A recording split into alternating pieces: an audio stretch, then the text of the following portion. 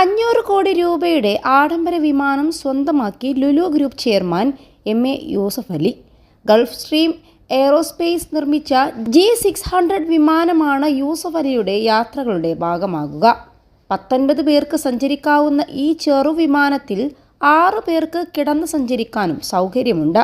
ഏറ്റവും നൂതന സാങ്കേതിക വിദ്യകളും സൗകര്യങ്ങളുമുള്ള പുതിയ വിമാനത്തിന് വേഗതയാണ് പ്രധാന ഘടകം. D7YMA രജിസ്ട്രേഷനുള്ള വിമാനമായ ഇതിന് 6600 നോട്ടിക്കൽ മൈൽ വരെ പറക്കാനാകും. 925 കിലോമീറ്റർ വരെയാണ് പരമാവധി വേഗത.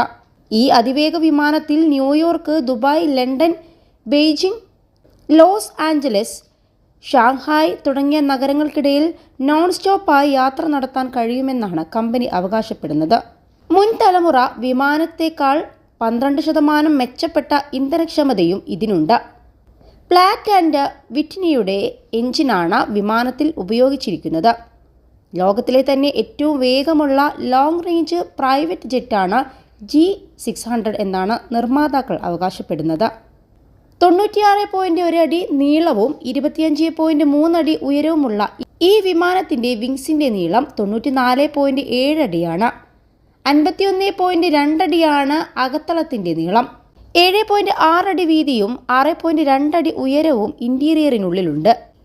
51,000 അടി വരെ ഉയരത്തിൽ പറക്കാൻ സാധിക്കുന്ന വിമാനത്തിന് ടേക്ക് ഓഫിന് 5700 അടി നീളമുള്ള റൺവേയും ലാൻഡിങ്ങിന് 3100 അടി റൺവേയും ആവശ്യമാണ്.